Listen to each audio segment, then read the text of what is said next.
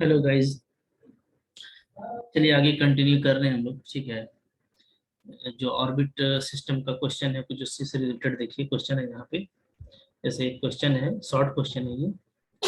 क्या है ये शॉर्ट क्वेश्चन? क्वेश्चन है प्रूव दैट एब्सोल्यूट एक्सीलरेशन। ठीक है, क्या लिखा हुआ है? ये लिखा हुआ है हमारा एक्सीलरेशन। ओके, एक्सीलरेशन शॉर्ट में लिखा हुआ है। ठीक है, so that absolute acceleration, that is acceleration at a unit distance from the sun. ठीक है, इसी को हम लोग क्या बोलते हैं? एब्सोल्यूट एक्सेलरेशन बोलते हैं।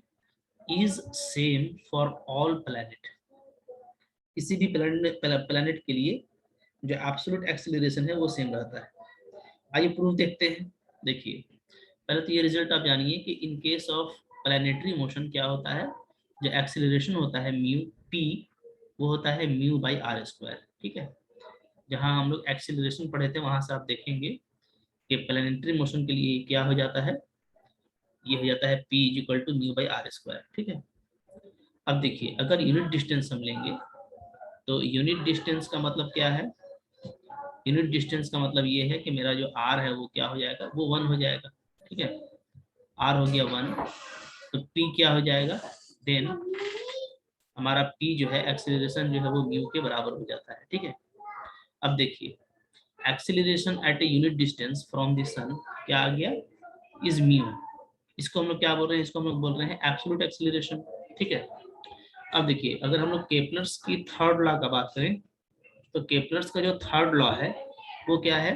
वो ये है कि जो टी का स्क्वायर है वो प्रोपोर्शनल होता है ए क्यूब का। ये आप डायरेक्ट लिख सकते हैं ना, square of time period is proportional to cube of semi major axis of elliptical orbit. ठीक है, या आप यहाँ से भी ऐसे करके लिख सकते हैं कि ये टाइम पीरियड का फॉर्मूला होता है तो ये रिलेशन आता है।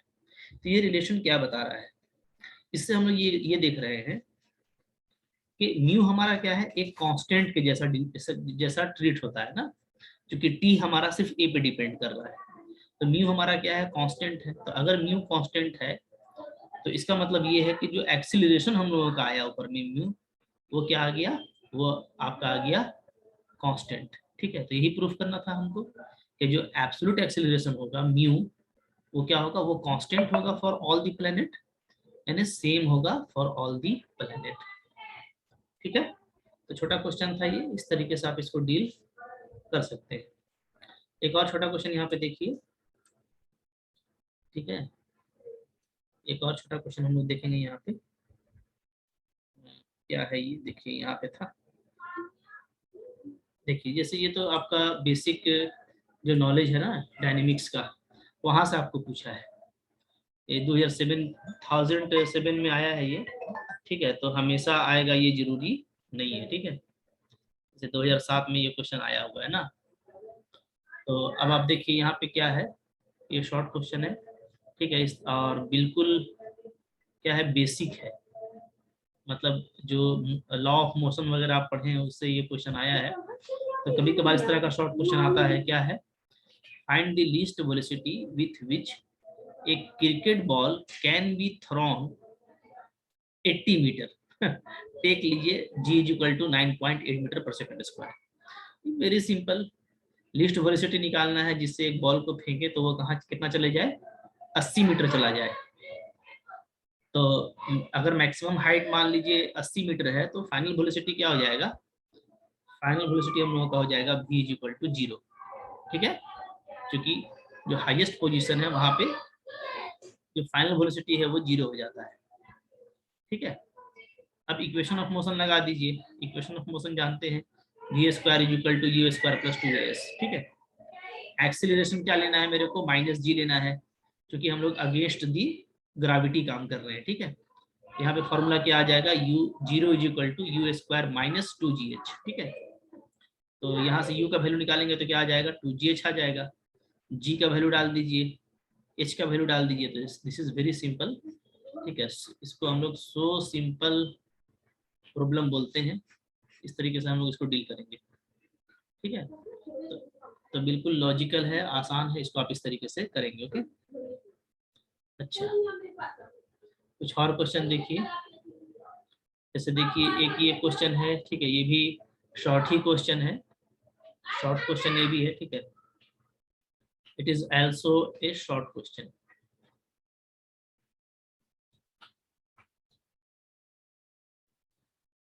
ये जो क्वेश्चन है तो इसमें क्या बोल रहा है, बोलता है शो दैट, ठीक है, the velocity of A planet at any point of its orbit is the same as it would have been if it fallen to that point from the rest at a distance from the sun equal to the length of major axis।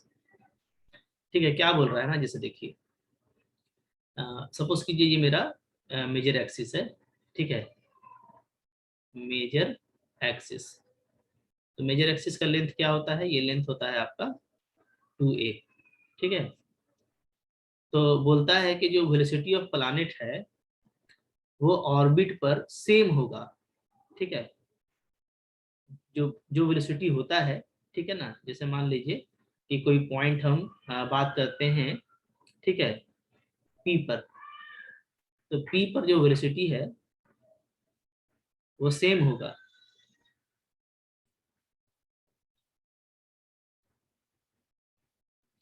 जितना, ठीक है। क्या बोल रहा है question, question बोल रहा है आपको कि यहाँ पे जैसे जो मेजर एक्सिस का लेंथ होता है, ठीक है, उतना ही लेंथ, जैसे मान लीजिए यहाँ पे हम एक पॉइंट ले लेते हैं क्यू, ठीक है ना। तो इस लेंथ से अगर रेस्ट से, यानी u इक्वल टू 0, ठीक है, रेस्ट इसको बोलते हैं, है ना, यानी रेस्ट पोजीशन से अगर कोई पार्टिकल को छोड़ा जाए, ठीक है, तो वो आ करके जो इस पॉइंट पे वेलोसिटी एक्वायर करेगा, जैसे v डिस्टेंस, v वेलोसिटी मान लीजिए, ठीक है, एट ए डिस्टेंस x रहता है, तो पॉइंट p पे कोई वेलोसिटी गेन करेगा ये, ठीक है। तो ये वेलोसिटी सेम होगा किसके, ठीक है, ऑर्बिट के वेलोसिटी की, ये हमको प्रूफ करना है, ठीक है ना। तो देखिए आसान क्वेश्चन है, कुछ खास मुश्किल नहीं है, ठीक है। क्वेश्चन हम आपको समझा दिए हैं, तो आप देखिए यहाँ पे कैसे हम लोग डील करेंगे। यहाँ पे देखिए, इन केस ऑफ इलिप्स, है ना, वेलोसिटी क्या होता है किसी पॉइंट पे, यही होता है, ये आप लोग जानते हैं, ठीक है। अच्छा, सेंट्रल ऑर्बिट में जो एक्सीलरेशन है वो होता है p is equal to mu by R square, ठीक है, ये भी हम लोग जानते हैं। इसी दोनों रिजल्ट का हम लोग यूज करेंगे। तो देखिए सपोज करते हैं हम लोग कि पार्टिकल को जो है गिराया जाता है फ्रॉम पॉइंट क्यू, ठीक है, टू द पॉइंट पी, जैसा फिगर में दिख रहा था। And during this motion consider the situation when particle is at a distance x, figure में दिख रहे हैं, from the sun, such that its velocity is v, ठीक है। जब वो x डिस्टेंस पे है सन से, जैसा आप फिगर में देख रहे थे, गिरने के टाइम में, ठीक है, क्यू से गिर रहा है, पी पॉइंट पर स्टार्ट हुआ है रेस्ट से, ठीक है। तो एक्स डिस्टेंस पे जब वो किसी पॉइंट पे आता है तो वहां पे वेलोसिटी क्या है, भी है, ठीक है।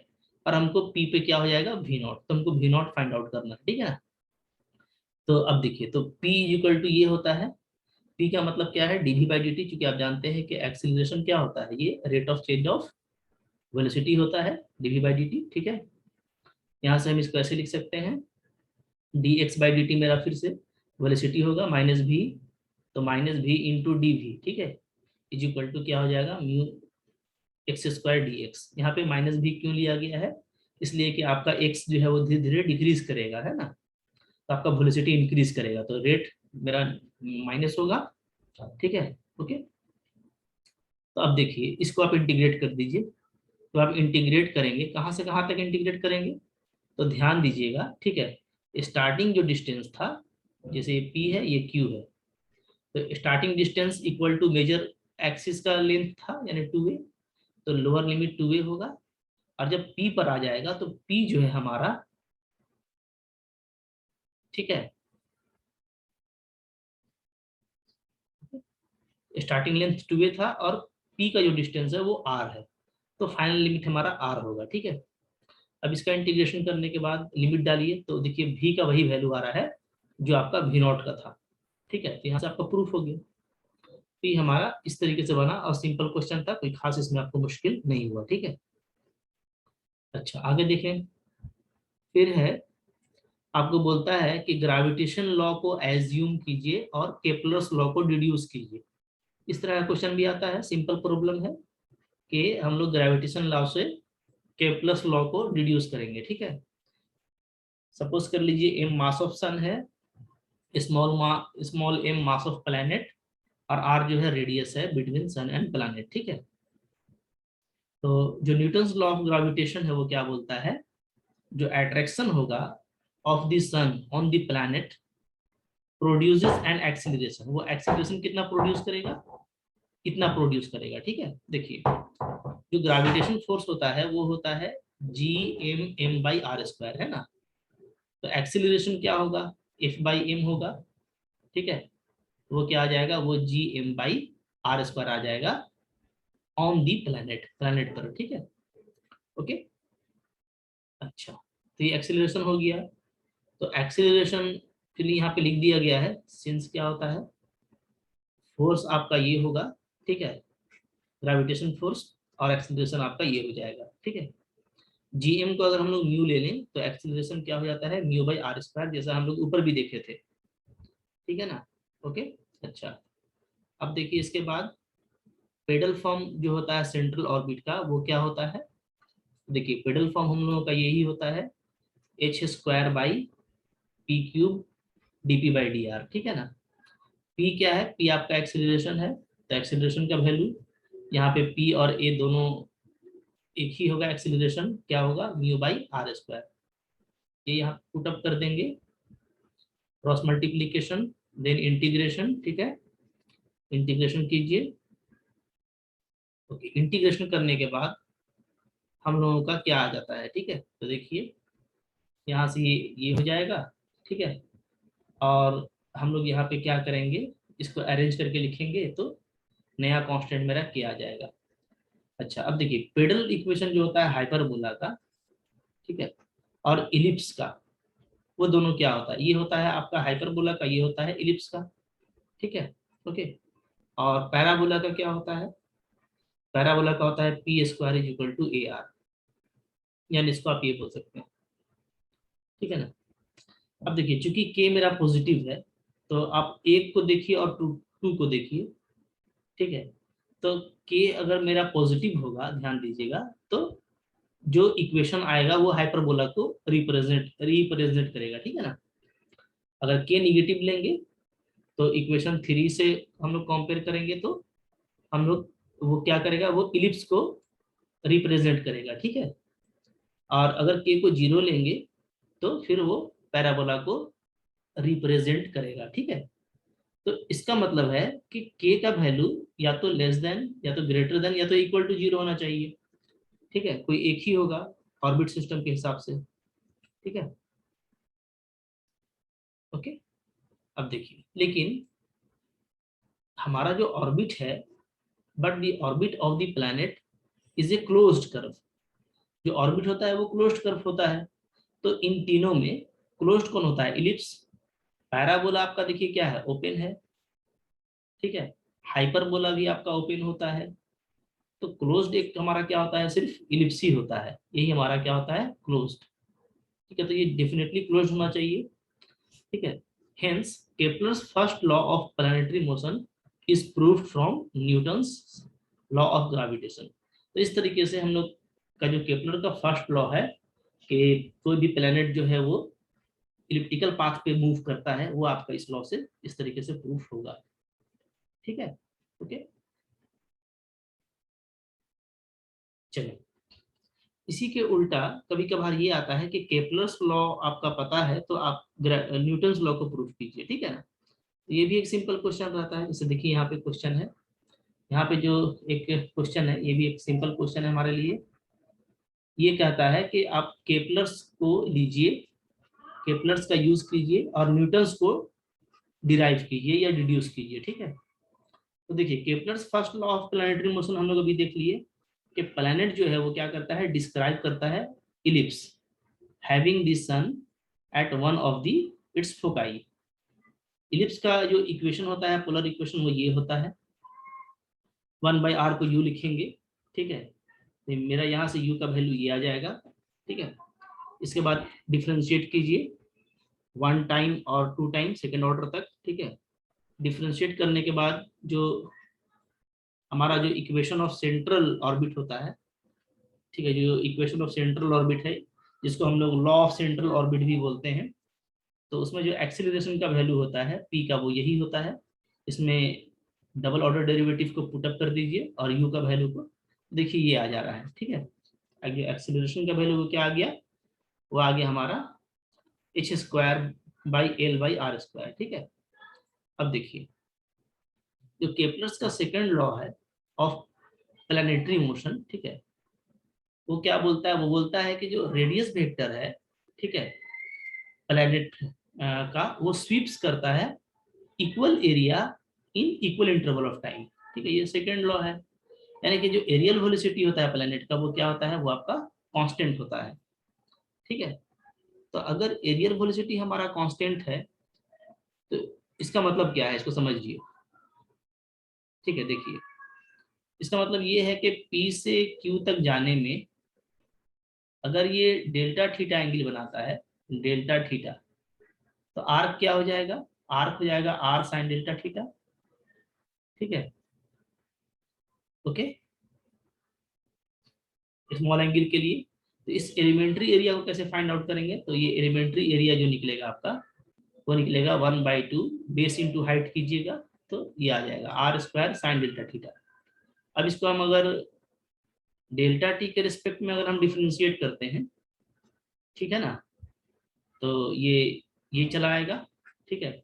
अब यहाँ पे हम लोग लिमिट का यूज करेंगे, तो अगर हम लोग लिमिट का यूज कर लें, ठीक है, तो देखिए क्या हो जाएगा, क्योंकि क्या होता है साइन थीटा/थीटा आपका 1 होता है अंडर द लिमिट, ये यूज करेंगे तो ये आपका अंडर ब्रैकेट 1 आ जाएगा, तो ये वैल्यू बचता है, यानी h/2। तो आप पहले से भी जानते हैं कि dA/dt क्या होता है, h/2 होता है, या डायरेक्ट भी यहाँ पे लिख सकते हैं, ठीक है, क्योंकि ये रिजल्ट है तो आप इसको डायरेक्ट यू लिखिएगा तो आपका टाइम बच जाएगा, ये आप पहले से जानते हैं, ठीक है।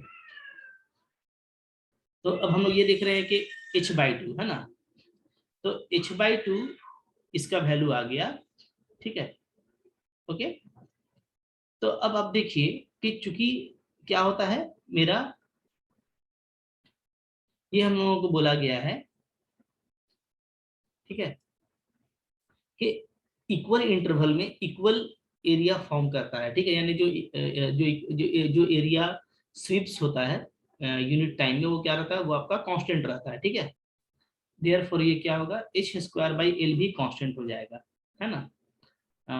क्यों, देखिए यहाँ पे लिख सकते हैं आप, सिंस क्या, क्योंकि dA/dt जो है यानी rate of change in area per unit time, वो क्या रहता है, वो आपका कांस्टेंट रहता है। तो यहाँ से हम लोग ये लिखेंगे कि जो h/2 है वो कांस्टेंट हो जाएगा सिंपली, ठीक है। तो यहाँ से हमारा h कांस्टेंट हो गया। अब देखिए h कांस्टेंट है, ठीक है, और L भी हमारा क्या होता है, सेमी लेटस रेक्टम होता है, सेमी लेटस रेक्टम। तो ये भी होता है क्या, ये भी होता है कांस्टेंट, ये भी कांस्टेंट है। तो देयरफॉर क्या होगा, h²/L भी आपका कांस्टेंट हो जाएगा। तो अब हम लोग जो ऊपर में p का वैल्यू निकाले थे, इसको अगर हम k ले लें तो उसको क्या लिख सकते हैं, p = k/r², यानी p inversely proportional to 1/r²। और प्लैनेट सिस्टम में यही होता है, ठीक है। तो यहाँ पर आप लिख सकते हैं hence we get Newton's law, ठीक है, जो न्यूटन्स का जो ग्रेविटेशन लॉ है, न्यूटन्स का ग्रेविटेशन लॉ वो यहाँ से प्रूफ हो जाता है, ठीक है, ओके। तो इस तरीके से आपको कर लेना है यहाँ पे। अच्छा, और देखिए इसके बाद जो एक क्वेश्चन है वो क्या है, वो है हमारा कि शो कीजिए so that in an elliptical motion about the focus under attraction mu r का power -2, the radial velocity is given by the equation this one. ठीक है, मतलब हम लोगों को ये दिखाना है कि इलिप्टिकल मोशन में, ठीक है, अगर हम लोग रेडियल वेलोसिटी फाइंड आउट करें, जबकि हमको फोर्स क्या दिया हुआ है, force mu R minus two दिया हुआ है, ठीक है। म्यू आर माइनस टू का मतलब क्या है कि ये आपका एक्सीलरेशन ही है, म्यू बाई आर स्क्वायर, ठीक है ना। तो इसमें हम लोगों को एरियल वेलोसिटी ये मिलता है, रेडियल वेलोसिटी, ठीक है। देखिए कैसे फाइंड आउट करेंगे, देखिए ये मेरा इलिप्टिकल मोशन है, ठीक है, यही मेरा रेडियल वेलोसिटी होता है V R, it is radial, ठीक है। और इधर होता है वी थीटा, इसको क्या बोलते हैं, इसको हम लोग बोलते हैं ट्रांसवर्स, ठीक है, ये जानते हैं। और इन दोनों का रिजल्टेंट अगर भी है, तो इसी भी को हम लोग क्या बोलते हैं, रिजल्टेंट वेलोसिटी। तो देखिए यहाँ पे लिखा हुआ है, let a particle moves in a elliptical orbit of latus rectum L equal to B square by A. तो थ्योरी तो आप खुद से भी लिख सकते हैं कि मान लेते हैं कि कोई पार्टिकल इलिप्टिकल पाथ पे मूव कर रहा है, तो लेटेस्ट रेक्टम क्या होता है, बी स्क्वायर बाई ए होता है। वी आर मेरा रेडियल वेलोसिटी है, वी थीटा मेरा ट्रांसवर्स वेलोसिटी है, ठीक है, जो थीटा एंगल बनाता है विथ इनिशियल लाइन, और आर मेरा रेडियस वेक्टर है, ठीक है। तो थ्योरी तो ये आपकी अपनी चीज है, थ्योरी आप कैसे भी लिख सकते हैं, ओके।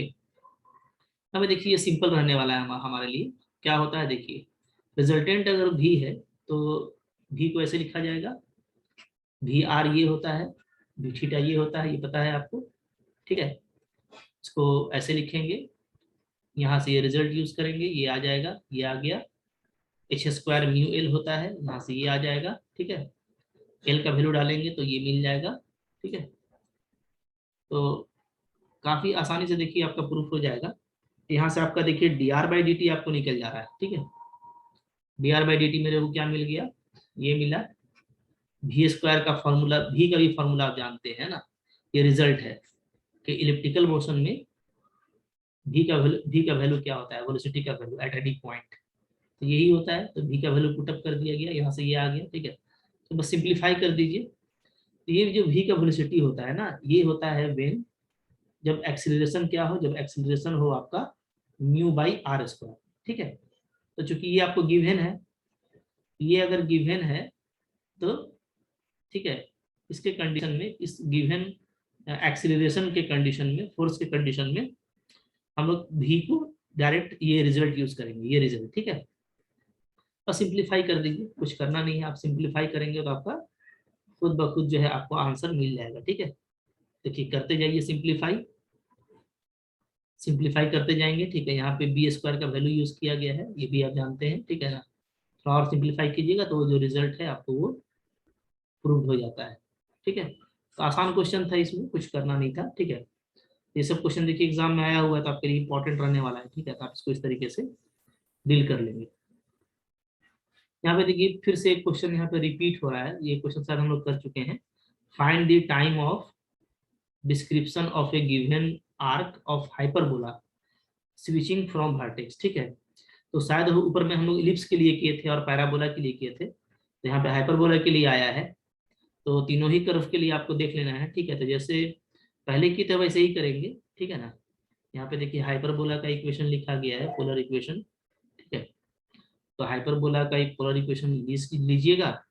और जैसे आप ये क्वेश्चन आप पहले कर चुके हैं, तो मैं बताने वाला नहीं हूँ, इसको पहले जैसे किए थे उसी तरीके से आपको कर लेना है, सिर्फ आपको टी का वैल्यू फाइंड आउट करना है, ठीक है। तो टी का वैल्यू जैसे हम लोग पहले फाइंड आउट किए थे, उसी तरीके से यहाँ भी हम लोग टी का वैल्यू फाइंड आउट करने वाले हैं। जो इलिप्स के केस में आपके हुआ था, आपका सेम वही यहाँ पे रिपीट करने वाला है, ठीक है। तो इसी तरीके से आप यहाँ पे रिपीट कर लीजिएगा। तो ठीक है, वो इलिप्स वाला अगर आप किए होंगे तो सेम टू सेम चलेगा, ठीक है। तो इसलिए इसको बताने का जरूरत नहीं है, आप इसको खुद से करेंगे तो आपका आंसर आसानी से आ जाएगा, ठीक है ना। देखिए यहाँ पे यही आंसर आएगा, ठीक है। H is equal to root mu L होता है, ये यूज कीजिएगा एच की जगह पे, ठीक है। एल स्क्वायर बाई एच क्या आ जाएगा, ये आ जाएगा। एल का वैल्यू बी स्क्वायर बाई ए होता है, बी स्क्वायर बाई ए, तो उसको हटा करके A square E square minus one by A लिखेंगे फॉर हाइपरबोला। ए का कैंसिल होगा तो A E square minus one बचेगा, ठीक है। अब एल स्क्वायर बाई एच का वैल्यू क्या आएगा। तो यहाँ पे पूरा देखिए एल स्क्वायर बाई एच का वैल्यू उठा के डाल दिया गया है। तो एल स्क्वायर बाई एच, यही एल स्क्वायर बाई एच है हम लोगों का। एल स्क्वायर बाई एच निकालेंगे तो क्या आएगा, L square by root mu L, ठीक है ना। यानी अगर आप देखिए तो ये क्या है, ये है एल का पावर 3/2 बाई रूट म्यू, ठीक है। ओके, तो एल का वैल्यू देखिए ये आ गया है, इसको यहाँ पे डाल दीजिएगा तो क्या आ जाएगा, ए का पावर 3/2 ई स्क्वायर माइनस 1 का पावर होल 3/2 और बाई रूट म्यू आ जाएगा। इस सबको पुटअप कीजिएगा तो आपको जो मतलब रिजल्ट मैच करना है वो मैच कर जाएगा। तो इलिप्स के केस में इसको किए हुए हम लोग, तो सेम टू सेम करना है, ठीक है। चलिए इसको बार बार बताने की जरूरत नहीं है, ठीक है। आज यहीं तक रखेंगे। नेक्स्ट बहुत अच्छा टॉपिक हमारा आ रहा है प्रोजेक्टाइल, उसको हम लोग नेक्स्ट वीडियो में कंटिन्यू करेंगे, ठीक है। Thank you for watching.